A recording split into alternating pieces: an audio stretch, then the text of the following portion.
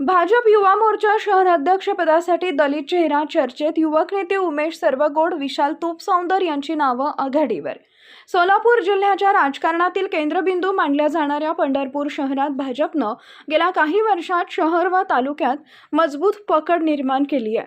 माजी आमदार प्रशांतराव परिचारक यांच्या मार्गदर्शनाखाली पक्ष संघटन अधिक बळकट झाले असून आता नव्या पदाधिकाऱ्यांच्या निवडीकडे सर्वांचं लक्ष लागलंय.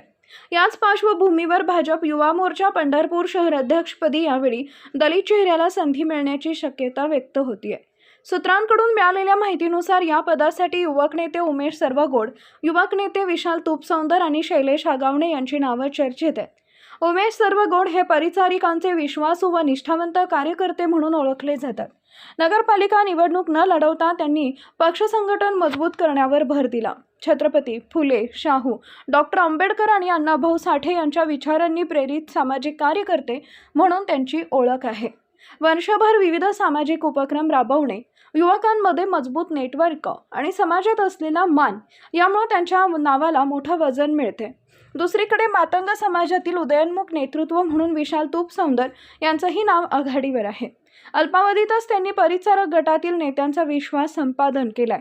रक्तदान शिबिर, मिष्टान्न भोजन, विद्यार्थ्यांना शैक्षणिक साहित्य, सर्व महापुरुषांच्या जयंती साजरी करत सर्व धर्म समभाव असा संदेश त्यांनी दिलाय. नगरपालिका इलेक्शन नंतरही त्यांनी प्रभागात व समाजात सामाजिक कार्य सुरू ठेवले. त्यातच ते युवक नेते प्रणव परिचारक यांचे विश्वासू मानले जातात.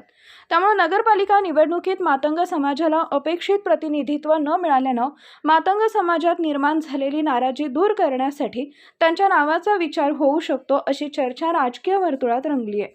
दरम्यान इतरही काही युवक नेत्यांनी गुप्तपणे वरिष्ठांकडे शहराध्यक्षपदासाठी दावेदारी केली असल्याची माहिती आहे. त्यामुळे अंतिम निर्णय कोणाच्या बाजूने लागणार याकडे पंढरपूरकरांचं लक्ष लागलंय. भाजपच्या स्थानिक नेतृत्वांचा हा निर्णय केवळ संघटनात्मकच नव्हे तर आगामी निवडणुकांच्या दृष्टीनेही महत्त्वाचा ठरणार आहे.